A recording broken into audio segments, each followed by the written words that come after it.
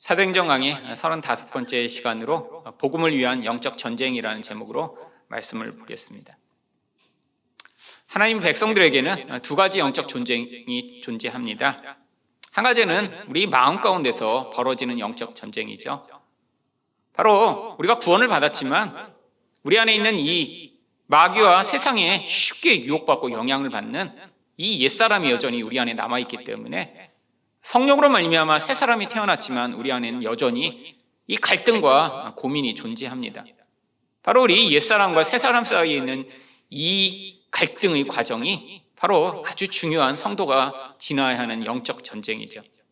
근데 또 다른 종류의 영적 전쟁이 있습니다. 바로 성도 안에서 이렇게 하나님의 다스림이 확장되기 시작하면 바로 그 존재를 통해 세상 가운데 복음이 드러나게 되고요.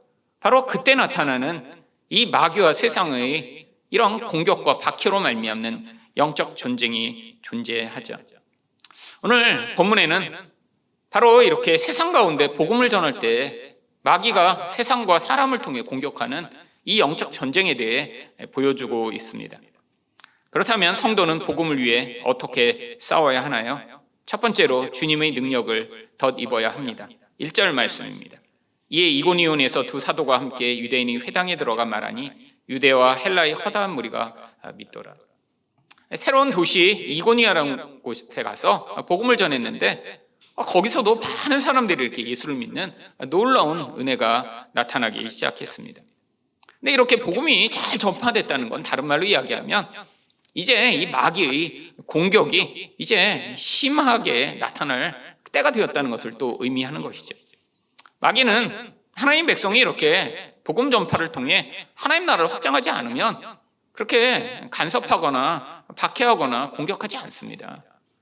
마귀가 가장 신경 쓰는 것은 바로 이 하나님 나라가 세상에 드러나고 확장되는 것이죠. 바로 여기서도 이렇게 복음이 전파되니까 어떤 일이 벌어졌나요? 2절 말씀입니다. 그러나 순종하지 아니하는 유대인들이 이방인들의 마음을 선동하여 형제들에게 악감을 품게 하고요. 결국 마귀는 이런 사람을 통해 영향을 미치죠.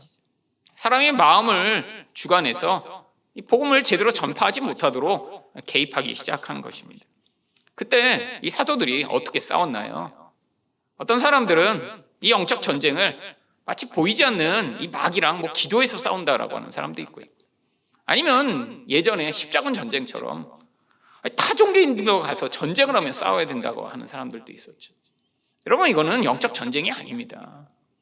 여러분, 여기서 이 사도가 싸우는 모습이 바로 이 영적 전쟁에 하나님 백성들이 취해야 할 태도죠. 바로 3절 말씀입니다. 두 사도가 오울에 있어 주를 힘입어 담대히 말하니 주께서 그들의 손으로 표적과 기사를 행하게 하여 주사 자기 은혜의 말씀을 증언하시니. 여러분, 이들이 싸운 방법은 하나님의 능력을 덧입어 복음을 더 담대히 선포하는 것이었습니다. 여러분, 이게 바로 영적 전쟁이에요.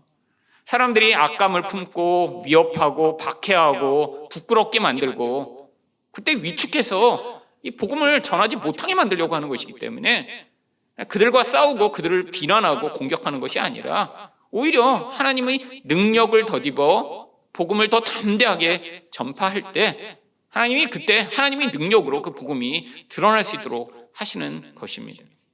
여러분, 영적 전쟁이라는 건 결국 이 하나님 나라의 확장에 관한 이야기입니다. 결국 거기서 우리가 힘으로 싸우고 말로 싸우고 남을 공격한다고 해서 하나님 나라가 확장되는 것이 아니죠. 여러분, 또한 이 영적 전쟁은 마귀가 배후에 있기 때문에 결국 어떤 사람들이 하나님 백성들을 공격하고 미워하고 부끄럽게 할 때에도 그 배후에 있는 마귀를 기억해야 합니다. 근데 그 마귀와 어떻게 싸울 수 있나요? 바로 하나님의 능력을 덧입는 것 외에는 방법이 없는 것이죠. 또한 그래서 이런 마귀적 공격이 강력한 곳에선 하나님이 어떤 일을 하시나요? 여기처럼 그들의 손으로 표적과 기사를 행하게 하여사. 여러분, 근데 이 모든 표적과 기사도 무엇에 중점이 맞춰 있냐면 자기 은혜의 말씀을 증언하도록 하기 위한 목적으로 주어지는 것입니다. 바로 한국 교회에도 그런 일이 많이 일어났었죠. 지금은 이제 더 이상 그런 마귀도 이젠 그렇게 복음 전파를 위해 방해를 하지 않아도 되는 때가 되어서 어쩌면 또 능력도 많이 안 나타나는 시대가 된 것이죠. 하지만 여전히 하나님이 이런 복음이 드러나는 곳에서 역사하셔서 결국 그를 힘입어 믿는 자들의 인생을 통해 복음을 드러나게 하십니다. 그랬더니 어떤 일이 벌어졌나요? 4절입니다. 그 시내의 무리가 나뉘어 유대인을 따르는 자도 있고 두 사도를 따르는 자도 있는지라. 결국 두 무리로 갈리게 되어 있습니다. 결국 믿지 않는 자들은 어떤 방식을 동원해서라도 하나님의 능력과 이런 기적이 나타나더라도 믿지 않게 되어 있고요. 바로 거기서 믿음을 가지고 하나님께 돌아올 자들은 이런 방법들을 통해 하나님이 구원해 나가시는 것이죠. 이렇게 믿지 않는 자들이 하나님의 능력을 덧입어 복음을 듣게 되는 이 모든 일이 바로 영적 전쟁을 통한 결과인 것입니다. 두 번째로 성도는 복음을 위해 어떻게 싸워야 하나요? 지혜롭게 반응해야 합니다. 여러분, 이렇게 사도들이 계속 복음을 전하고 거기에 하나님의 능력이 덧입혀져 나타났더니 어떤 결과가 나타났나요? 5절이죠. 이방인과 유대인과 그 관리들이 두 사도를 모욕하며 돌로 치려고 달려드니. 여러분, 이 마귀적인 영향력은 결국엔 점점 세상의 방법, 이 힘을 동원해 다른 사람들을 박해하고 공격하고 폭력적인 방법을 사용하게 되어 있습니다. 어디나 이 마귀가 사용하는 아주 일반적인 방법이죠. 처음에는 말로 위협하다가 그게 통하지 않으니까 이제는 돌을 들고 정말 사람을 죽이려고 하는 이런 무섭고 악한 방법을 사용하려고 하죠. 여러분, 그러면 어떻게 해야 되나요? 물론 지금 이 상황에서는 많은 무리와 지금 겨우 두 사람인 이 사도들이 싸울 수 없습니다. 그러면 더 많은 사람들을 동원해 같이 전쟁을 해야 되나요? 그땐 또 이렇게 반응합니다. 6절과 7절입니다. 그들이 알고 도망하여 루가오니아의 두 성 루스드라와 더베와 그 근방에 가서 거기서 복음을 전하니라. 여러분, 어떤 사람들은 이 사도들이 왜 도망을 쳐? 믿음으로 계속 싸워야지. 아니면 거기서 순교해야지 라고 생각하는 사람도 있을 수 있죠. 하지만 이건 지혜로운 방법이 아닙니다. 때로는 하나님이 이렇게 도망이라는 방법을 통해 또 다른 지역에 복음을 전파할 수 있도록 하시는 것이죠. 여러분, 이 바울 사도의 가장 중요한 역할 중에 하나는 복음의 씨를 뿌리는 것이었습니다. 지금 당시에 이렇게 바울처럼 여러 지역을 다니며 지금 한 번도 복음을 들어보지 못한 사람들에게 복음을 전하는 역할을 맡은 사람이 없었어요. 그러니까 지금 바울은 여기에 잠시 씨를 뿌리고 거기서 그들을 양육하고 성장케 하고 하는 역할이 아니라 거기서 이렇게 돌을 들고 찍겠다라고 하고 방해를 하면 이게 또 하나님 뜻이 아닌가 보다. 그래서 또 다른 지역에 가서 복음을 전했더니 어떻게 됩니까? 거기서 또 씨가 뿌려져요. 시간이 지나 하나님이 그 씨가 또 다른 사람들을 통해 열매 맺도록 하시는 일들을 하시는 것이죠. 여러분, 이게 여기서는 지혜로운 방법이죠. 여러분, 이렇게 상황과 어떤 모든 변화된 어떤 모습마다 하나님의 백성들이 지혜를 가지고 복음을 전파해야 합니다. 여러분, 시대마다 그래서 복음을 전파하는 방법이 굉장히 달랐죠. 정말 수십 년 전에는 길거리에서 노방전도 하고 예수 믿고 천국 가자고 했을 때 믿고 따르는 사람들이 있었죠. 근데 더 이상 이제 그런 방법들이 통하지 않는 시대가 되었습니다. 이제는 우리가 예수 믿는 사람으로서의 삶과 영향력을 드러내야 될 시대가 되었죠. 이제 예수 이름 모르는 사람 없습니다. 근데 이 시대에 따라 방법이 달라진 것이죠.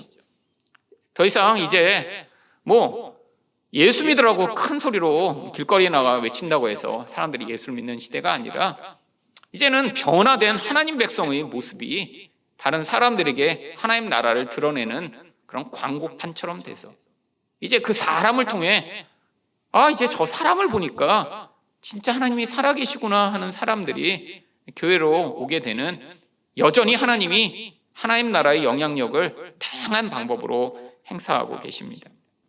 하지만 또 저희가 꼭 여기서 우리를 통해서만 복음 전파하는 것이 아니라 많은 선교사들을 후원하고 또 파송하는 것으로 우리는 또한 복음이 온 세상에 전파되는데 이 하나님 나라의 영적 전쟁에 동참하고 있다고 믿습니다. 여러분, 우리가 직접 가서 인도네시아, 라오스, 북미에 있는 무슬림한테 전할 수 없잖아요. 여러분, 우리가 선교사들을 후원하는 게 그냥 돈만 보내는 것인가요? 아닙니다. 그들을 통해 우리가 할 수 없는 하나님 나라의 확장이 온 세상에 전파되도록 동역을 하는 것이죠. 여러분, 그런 의미에서 이제 저희가 두 번째로 파송하는 이 라오스의 우리 조성용 신전 선교사님은 아주 중요한 그런 이 하나님 나라의 확장을 위한 영적 전쟁에 우리가 함께 참여하는 그런 기회라고 생각이 됩니다.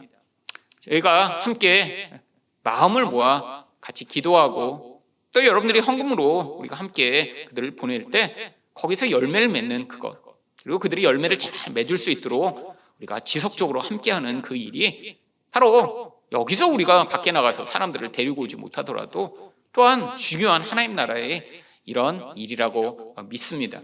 이 일에 우리가 함께 동참하여 아름다운 열매를 맺는 하늘사랑교회 성도 여러분 되시기를 축원드립니다. 네, 세상 끝날까지 우리와 항상 함께 하시는 하나님의 선교 여정에 동참하는 우리는 함께 라오입니다. 제가 라오어로 인사드리도록 하겠습니다.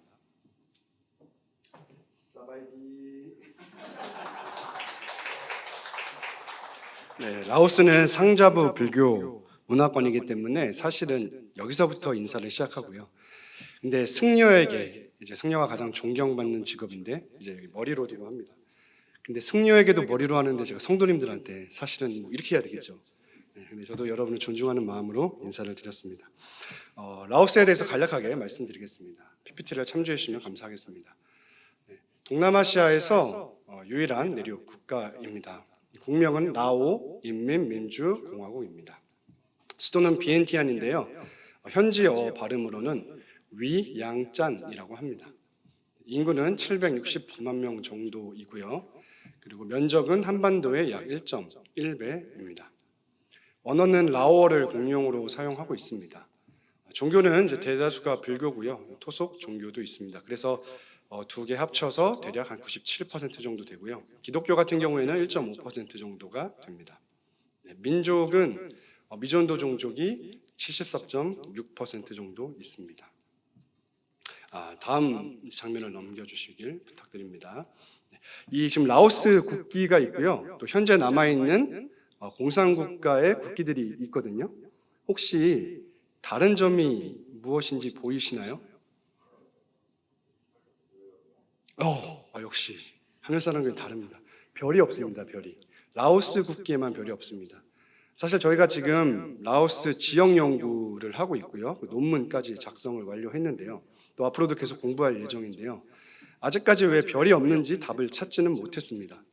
그러나 우리는 진리를 믿는 사람으로서 제가 진리 안에서 그 답을 갖고 이제 비전으로 삼았습니다. 그것은 무엇이냐면 광명한 새벽별이신 예수 그리스도께서 이 라오인들의 심령에 임하셔서 이들을 하나님의 백성 삼아주시는 일입니다.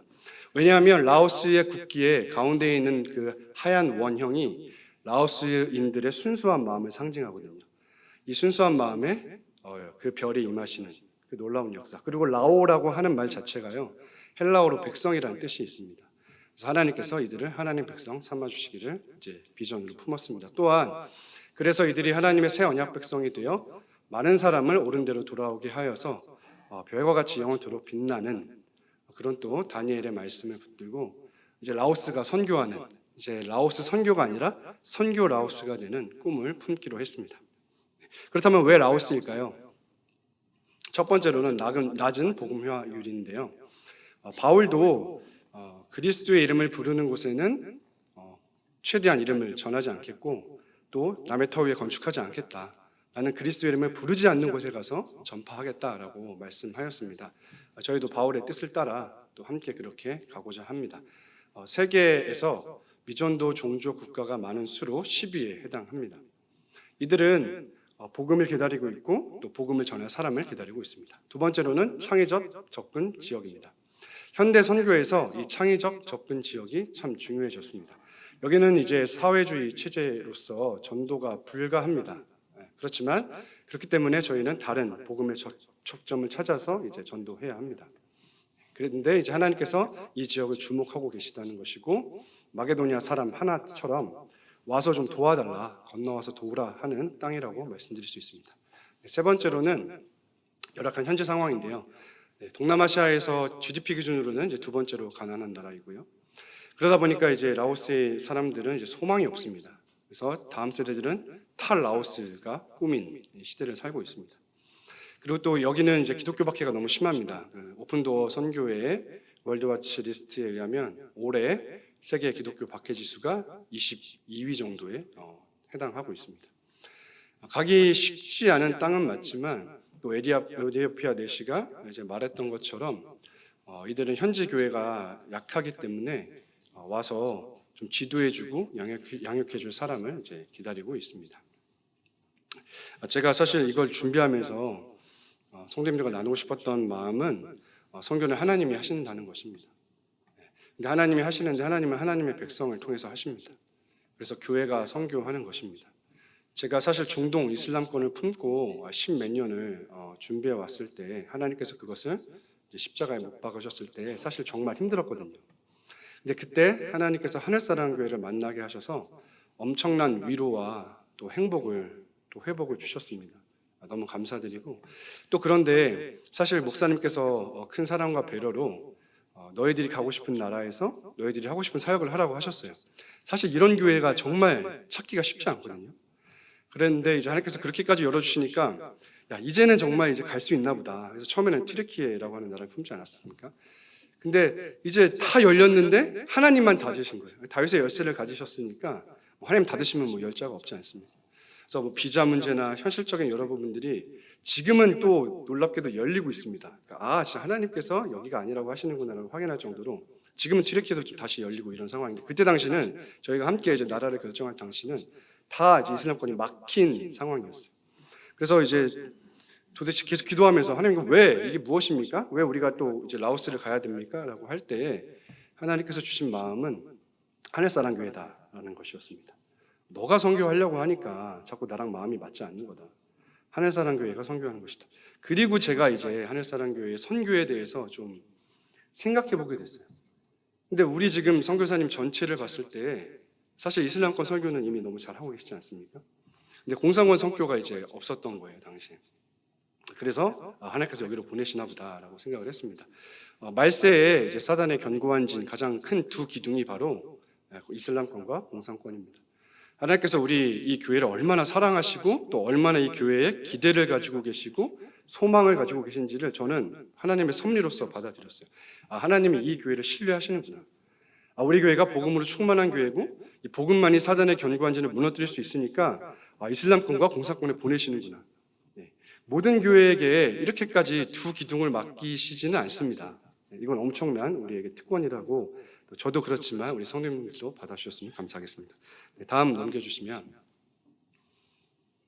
저희는 그래서 이제 사역 계획에 대해서 하나님의 나라의 회복과 확장과 완성 하나님이 하신 것을 믿고 우리는 사람을 남기려고 합니다. 넘겨주십시오.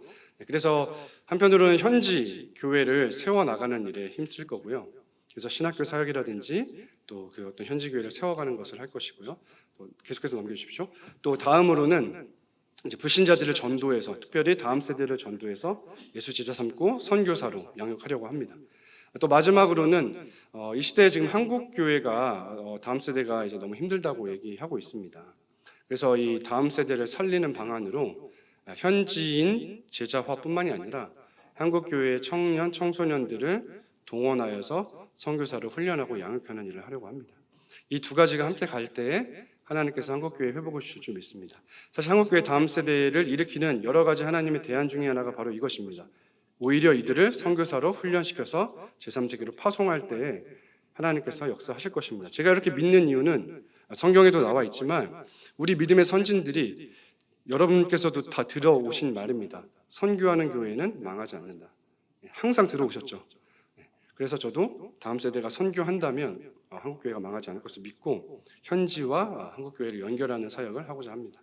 그래서 최종적으로는 선교가 마쳤을 때 저희 부부의 이름이나 저희 부부의 사역이나 저희 부부의 어떠함이 남는 것이 아니라 철저하게 가려지고 하나님과 하나님의 백성이 남는 것으로 생각을 하고 있습니다. 이후 여정은 시간상 짧게 말씀드리고 넘어가도록 하겠습니다. 저희는 3월 6일에 GM에서 선교사 임명식을 갖게 되고요. 지금 교회와 협의 중에 있는데 4월 말에서 5월쯤에 이제 출국할 예정입니다. GMS 같은 경우에는 규정과 정책상 최초 2년은 사역을 할 수 없게 돼 있습니다. 그게 이제 법적으로 보호가 되어 있고요. 왜냐하면 이제 아기가 간다고 생각하는 거예요. 저도 이제 아기로 가는 거지 않습니까?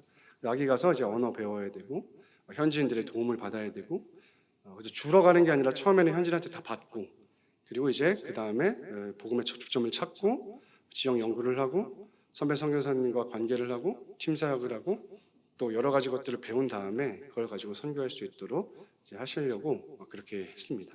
그래서 그 이후에 이제 2년 이후에 사역 일정에 대해서는 저희가 뭐 계획은 있지만 그때 당시 하나님의 인도하심을 받아서 이제 순종할 예정입니다. 네, 다음입니다. 네, 라오스를 위해서 기도해 주시면 감사하겠습니다. 네, 마지막으로 들어주셔서 감사드리고 우리와 함께 하시는 하나님께서 또 여러분과 함께 하심을 믿게 해주시고 또 함께 라오스를 품어주셔서 진심으로 감사드립니다. 네, 또 현지어로 인사드리고 내려가겠습니다. 컵자이. 안녕하세요. 신지원입니다.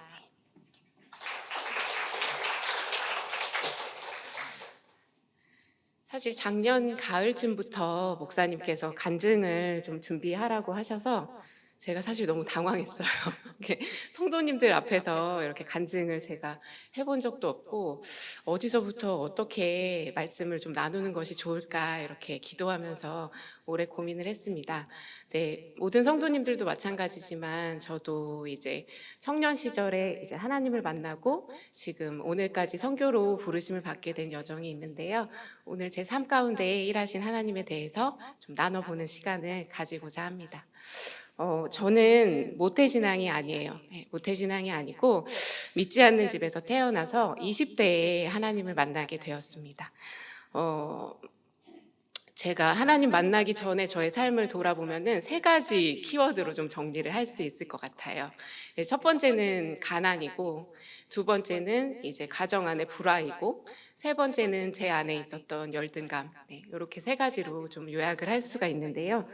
제가 어릴 때 저희 아버지께서 사업을 엄청 크게 하셨어요. 무역업을 이제 하고 계셔서 집에 들어오시는 날이 사실 거의 잘 없었습니다. 그래서 제가 어릴 때를 이제 돌아보면 저희 어머니께서 제가 어릴 때 아빠가 가끔씩 집에 오실 때마다 항상 이렇게 얘기했다고 해요. 아빠 또 왔어? 이렇게 얘기했대요. 그러니까 늘 아빠가 거의 집에 안 계셨으니까 이제 제가 늘 그렇게 생각을 하고 있었던 것 같아요. 그래서 당시에 이제 저희 어머니께서 이제 많이 외로워하시고 힘들어하시는 시간을 거치셨습니다. 하지만 그것이 또 계기가 되셔서 저희 가정에서 처음으로 저희 어머니께서 이제 하나님을 만나게 되시기도 하셨어요. 이제 그러다가 제가 중학교 때 IMF가 터지면서 저희 이제 집안 경제가 완전히 무너지게 되었습니다. 당시에 아빠가 운영하고 계시던 사업체가 다 망하게 되고 또 그 당시에 아버지가 하시던 주식도 완전히 망하게 되면서 집안 형편이 너무 어려워지고 눈덩이처럼 빚이 순식간에 불어나게 되었어요. 그래서 이제 월세 생활을 전전하다가 그래도 이제 더 이상 집을 유지할 수 있는 상황이 안 되어서 아버지께서 조그맣게 운영하시던 개인 사무실 한 칸을 이렇게 커튼으로 분리를 해가지고 내 식구가 이제 커튼 안쪽에서 살고 나머지는 아버지 사무실로 운영하고 이렇게 힘든 시간을 보냈습니다. 그 당시에 이제 그 힘들었던 상황 가운데 저희 부모님께 하나 소망이 있었다면 저희 언니가 좀 유일한 소망이었던 것 같아요. 왜냐면 어릴 때부터 저희 언니가 너무 똑똑하고 공부도 잘하고 학교에서도 주목받고 하니까 저희 부모님께서는 우리 딸이 잘 자라서 큰 딸이 잘 자라서 정말 이제 사회에서도 성공하고 하겠지라는 생각을 하셨던 것 같아요. 근데 그런 언니를 어린 제가 봤을 때는 너무 이제 비교 의식에 힘들었던 열등감 때문에 힘들었던 기억이 있습니다.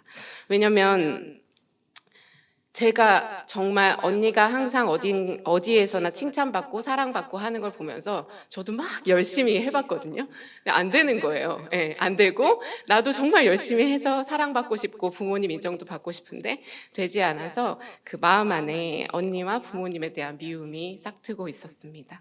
그러다가 이제 아버지의 기대대로 언니가 잘 자라고 있었는데 사춘기 이후로 이제 사이가 이렇게 벌어지게 되면서 언니가 공부에서 손을 놓게 됐고 이제 아버지께서 정말 간절히 소망하시던 서울대 진학을 언니가 실패를 하게 되면서 그 기대가 이제 저한테 쏠리기 시작했어요. 그런데 저는 아버지의 바람을 이룰 수 없는 사람이었고 그런 가정 안에 있는 그런 마음들로 인하여서 힘든 시간을 계속 보내게 되었습니다. 그때부터 아빠하고 언니의 관계가 깨어진 그때부터 이제 가정 안에 조금씩 계속적으로 이제 불화의 씨앗이 시작되게 되었고요. 가정 경제가 무너짐으로 인해서 아버지와 어머니와의 관계가 무너지고 또 저는 계속적으로 언니와의 관계 안에 어려움이 있었기 때문에 가정 안에서 서로 상처로 얼룩진 나날들을 보낸 것 같습니다. 그러다가 제가 이제 대학교에 진학을 하게 되었는데요. 아버지께서 생각하시던 그 대학교 진학을 실패하고 정말 이제 세상적인 기준에서 봤을 때는 한참 못 미치는 대학교에 가서 스스로 이제 절망하는 시간을 보내고 있었어요.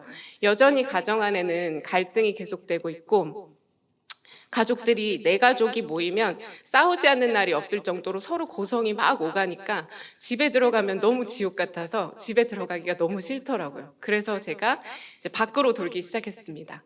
명분은 이제 학비를 벌겠다 이런 명분으로 아르바이트를 시작을 했는데 너무 집에 있는 순간이 지옥 같아서 들어가고 싶지 않았어요. 그러다가 이제 대학교에서 친해지게 된 언니를 통해서 제가 이제 하나님께로 나아오게 되었는데요. 1년 동안 꾸준히 한 번만 교회에 나와봐라. 한 번만 같이 나 따라서 교회에 와보자고 하는 언니의 권유를 듣고 이제 제가 대학교 2학년 가을에 처음으로 교회에 가게 되었습니다. 네, 그때가 아마 하나님의 예비하심이라고 저는 생각을 하는데요.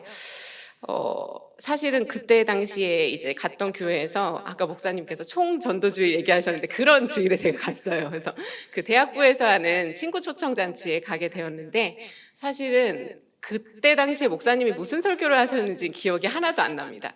근데 설교를 시작하고 저의 의지와 상관없이 제가 계속 울고 있는 거예요. 네, 그 기억만 이제 나요. 그래서 제가 너무 신기해서 여기 뭐가 있길래 내가 이렇게 자꾸 눈물이 날까 이런 생각이 들어서 한 주만 더 교회에 와볼까? 한 번만 더 와볼까? 그런 마음으로 시작을 했는데 지금 이제 오늘까지 오게 되었습니다. 그런데 사실은 제가 교회를 갔다고 해서 제 안에 있던 열등감이나 또 가정 안에 있는 여러 문제들이나 그런 것들이 한 번에 다 해결되지는 않더라고요. 특별히 이제 제 안에 있던 열등감이 또 교회에 가니까 어떻게 작용을 했냐면 당시에 제가 이제 전도를 통하여서 처음 이제 나아갔던 교회가 이제 그 서울에 있었던 그 목사님께서도 사역하셨던 강남의 그 에스모 교회였습니다. 그러니까 제 기준으로 봤을 때, 세상적인 기준으로 봤을 때 나와 너무 상황이 다른 친구들이 너무 많은 거예요. 막 방학 때마다 유럽으로 배낭여행 간다고 한다. 뭐 막 나는 12시간씩 알바하면서 학자금 대출 갚으려고 용 쓰는데 너무 달라 보이는 친구들이 많아서 사실은 적응하는 게 쉽지가 않았습니다. 그럼에도 불구하고 하나님께서 매주 예배를 통해서 저에게 주시는 은혜가 되게 커서 이제 그 하나님을 알아가고 싶은 마음에 이제 공동체의 여러 가지 훈련들을 시작하게 되었어요. 이제 그러면서 조금씩 저의 마음을 만져주셔서 공동체에도 마음을 열게 해주셨습니다. 이제 그러다가 제가 이제 선교로 부르심을 받게 된 것은 이제 대학교를 졸업할 즈음에 제가 당시에 교제하고 있던 남자친구하고 헤어졌어요. 근데 그때 당시에 이제 비밀 연애를 제가 하고 있었거든요. 그래서 헤어졌다는 거를 아무데도 말을 못 하겠는데 너무 힘들고, 첫사랑이었거든요. 너무 힘들고. 근데 이제 말은 못 하겠고, 근데 공동체 안에서 막 이것저것 섬기고는 있으니까 저의 영적으로 피폐함을 말은 못 하겠고 해서 어떻게든지 이 하나님하고의 관계를 회복해야겠다 하면서 교회 안에서 무슨 훈련하는 거 없나 막 이렇게 찾아보고 있었는데 딱 그때 선교학교 하나를 하고 있는 거예요, 교회에서. 그래서 되게 그런 불순한 동기로 사실 선교학교를 시작을 했습니다. 그래서 이제 몇 달 동안 선교학교를 듣는 가운데 하나님께서 제 마음을 만져주셨어요. 그래서 그 선교학교가 몇 달의 과정을 거쳐서 마지막 2주 단기 선교를 통행하여 이제 단기 선교를 끝내면은 이제 과정이 마치는 거였는데 제가 그 2달간 이제 그 강의를 들으면서 아, 정말 크신 하나님, 내 안에 갇혀 있지 않고 정말 열방을 나를 사랑하시는 것과 동일하게 사랑하시는 하나님을 좀 직접 보고 싶다 이런 생각을 하게 되었어요. 근데 아까 말씀드렸다시피 제가 이제 돈이 없으니까 이제 급하게 막 아르바이트를 더 추가를 해보고 했는데도 돈이 모이지 않는 거예요. 그래서 아, 그러면은 이제 뭐 못 가나 보다 이렇게 생각하고 또 자존심은 세서 돈 없다고 주변에 말은 못 하고 있었는데 당시에 이제 대학부에서 저하고 별로 이렇게 친분이 없었던 한 형제가 이제 자기가 군대에서 이제 모은 이 월급이라고 하나요? 그 돈을 저에게 헌금을 하겠다는 거예요. 너 단기 선교 간다고 들었다고. 근데 딱 그 금액이 제가 그 단기 선교에 필요로 하는 딱 그 금액이었습니다. 그래서 사실은 출발하기 전부터 아, 하나님께서 정말 이 단기 선교를 통해서 제 마음 가운데 큰 일을 하시겠구나라는 생각을 하고 떠나게 되었고요. 그 당시에 이제 그 단기 선교가 지금 우리 하늘사랑교회가 함께 기도하며 후원하고 있는 장바울 선교사님이 그때 이제 담당하시던 단기 선교 팀이었는데 그때 이제 중국으로 2주 단기 선교를 가게 되었고요.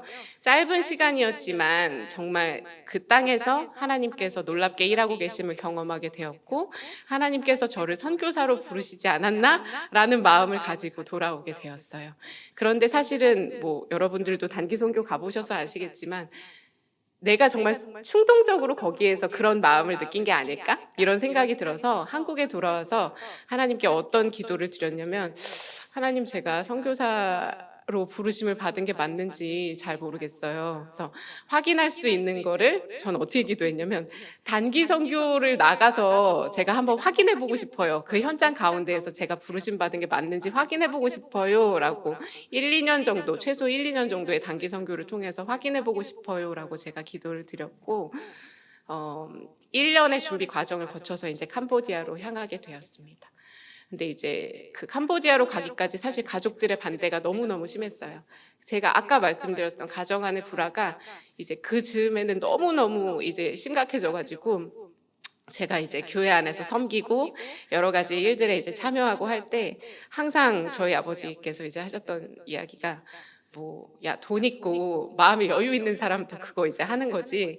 너 분수를 알아라. 이런 얘기를 항상 하셨거든요. 그리고 이제 가정 안의 분열이 너무너무 심해지면서 너 때문에 나는 지옥 갈 거야. 예수 끝까지 안 믿을 거야. 이런 이야기를 언니에게 들었던 그런 상황이었습니다. 그래서 그런 상황 가운데에서 내가 선교지로 가는 것이 맞나? 네, 이런 고민과 자책감과 그 1년의 시간 동안 굉장히 갈등하는 시간을 겪었어요. 하지만 하나님께서 합력하여 선을 이루셨다는 것을 나중에 캄보디아에 있는 2년 동안 저는 확인하게 되었습니다. 왜냐하면 사실은 출발할 때 공항에도 가족들이 아무도 안 나왔을 정도로 이제 2년을 나가는 건데도 가족들도 안 나왔을 정도로 굉장히 심각한 상황에서 떠나게 되었는데 이제 저는 그래서 아 이제 진짜 우리 가족들하고는 끝인가 이런 생각을 하면서 사실은 그 땅으로 향하게 되었는데 그 시간을 통해서 하나님께서 저희 가족들의 마음을 만지셔서 특별히 저희 아버지께서 이제 하나님께로 돌아오시는 첫 번째 계기가 제가 그곳에 있었던 2년을 시작을 하게 되었습니다. 그래서 이제 그런 연약함과 부족함에도 불구하고 하나님께서 합력하여 선을 이루신다는 것을 출발하기 전부터 경험할 수 있었습니다. 그런데 사실은 제가 그렇게 비장한 마음으로 현지에 가다 보니까 거기에 도착하자마자 내가 뭘 해야 된다라는 마음이 굉장히 강했어요. 왜냐면은 제가 거기에서 이제 사실은 크리스찬 NGO 봉사단의 형태로 단기 선교사로 이제 2년 동안 있었던 것인데 같이 있었던 친구들이 이제 뭐 에이즈균을 보유하고 있거나 부모가 자녀들 양육을 아예 포기했거나 고아이거나 이런 친구들이랑 같이 살다 보니까 아 내가 빨리 이 친구들을 위해서 뭘 해줘야지 이런 마음이 굉장히 강했습니다. 그런데 일단 날씨가 너무 더웠고요. 네, 너무 더웠고 이제 하루에 12시간 정도 이제 정전이 되고 물은 하루에 2시간밖에 안 나왔어요. 그러니까 이제 사는 것 자체가 너무 힘든 거예요. 제가 일단 언어도 못하고 그래서 이제 그런 시간들을 거치면서 내가 하나님 앞에서 뭐 선교 막 이런 얘기 했는데 진짜 그냥 인간으로서 그 자리에서 존재하는 것만으로도 하나님의 은혜가 없이는 그냥 아무것도 할 수 없는 존재구나라는 것을 하나님께서 초기에 알려주셨고요. 그럼에도 불구하고 그 땅에서 정말 놀랍게 하나님께서 선교하시는 것들을 경험하게 하셨습니다.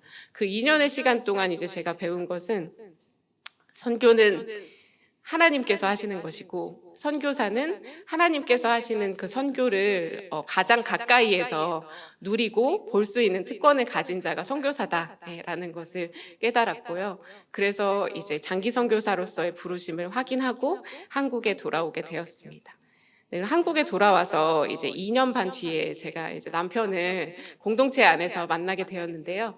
사실 저희 남편은 선교사로 나가려고 신학을 처음에 시작을 한 사람이고 저는 사실은 단기 선교사를 통해서 부르심을 확인을 하고 들어왔기 때문에 이제 2년 있는 동안 현지에서 여자 혼자 몸으로 이제 너무 귀하게 열방에서 선교하고 계시는 선교사님들이 계시지만 그 당시 제 생각에는 너무 제약이 많다, 너무 위험하다 이거를 생각하고 들어왔기 때문에 이제 선교 나간다고 하는 형제 있으면은 그냥 고3에서라도 얼른 결혼해서 나가야지 이런 생각을 가지고 있었어요.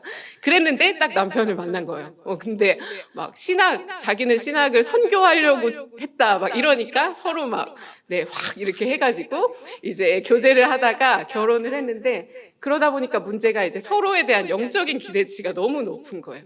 너무 높아서 어느 정도였냐면 저희 남편은 당시에 제가 선교를 준비한다라는 차원에서 해외 선교사님들하고 연계한 이제 지역 사회 개발 업무를 계속 하고 있었는데 당장 관둬라.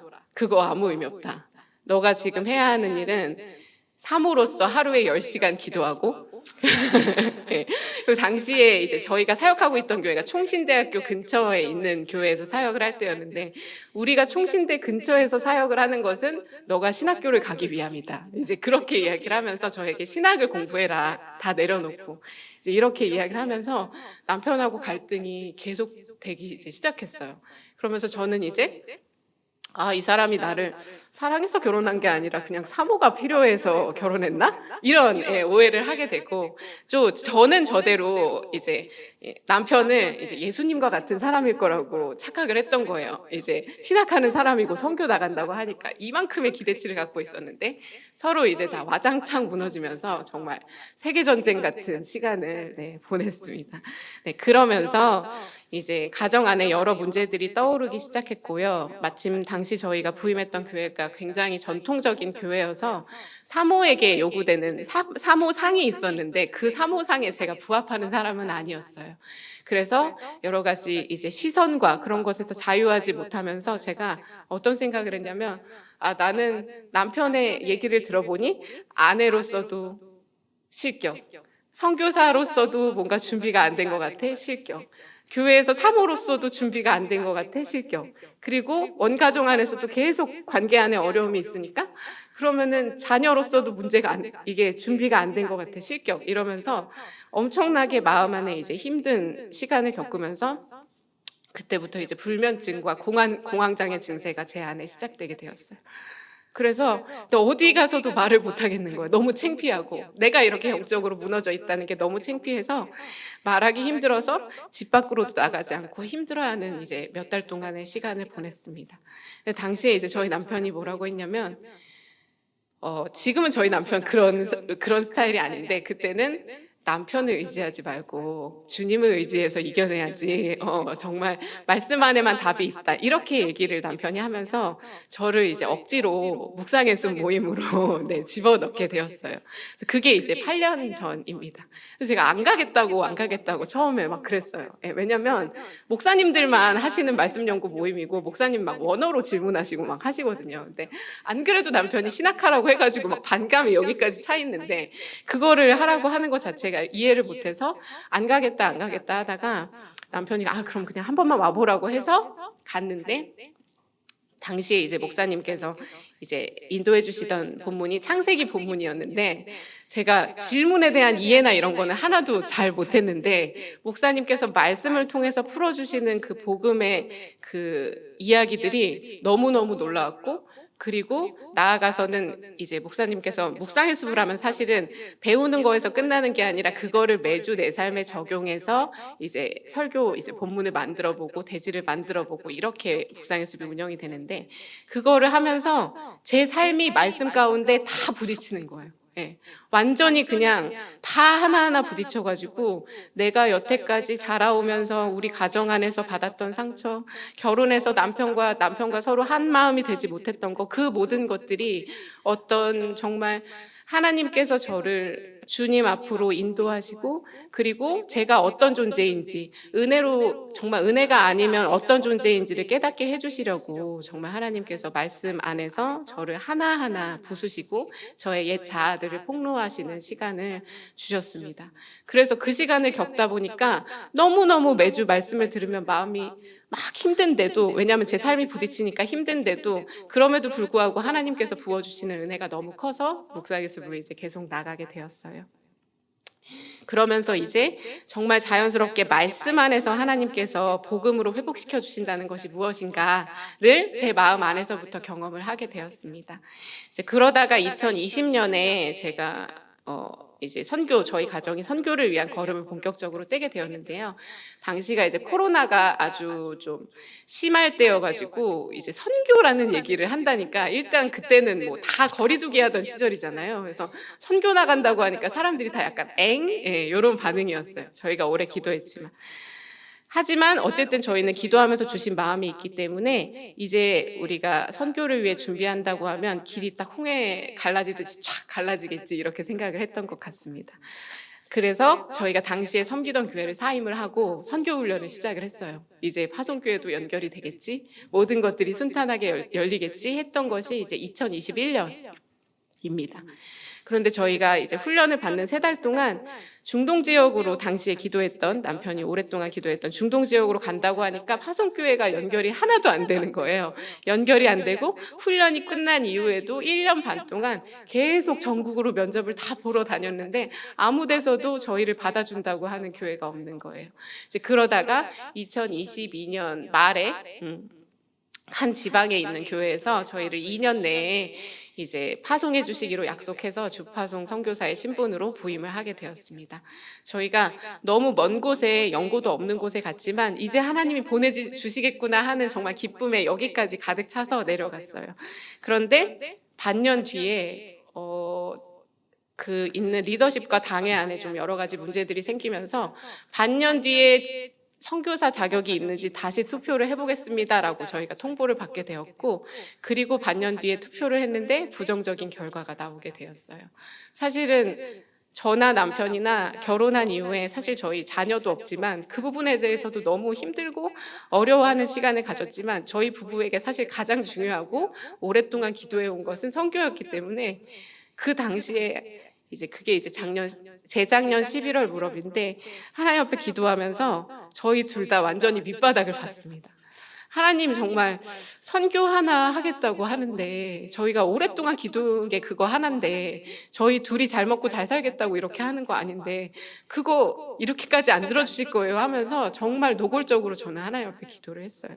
그래서 정말 영적인 바닥을 보고 마음이 완전히 무너져 있을 때 저희가 목사님께 연락을 드렸습니다. 왜냐하면 저희 영적인 멘토시기 때문에 연락을 드렸고 이제 기도해 주세요라고 이제 연락을 드렸어요. 저희가 이제 이렇게 힘든 상황인데 다시 처음부터 시작해야 될 것 같습니다. 기도해 주세요라고 이렇게 연락을 드렸는데 이제 목사님께서 어느 정도 기도하는 시간을 거치신 후에 저희를 하늘사랑 교회로 불러주셨습니다.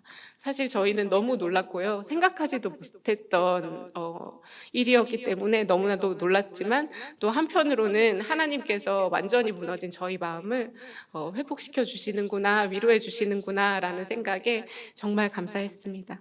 그래서 지난 3월에 저희가 이제 하늘사랑 교회로 오게 되었는데요.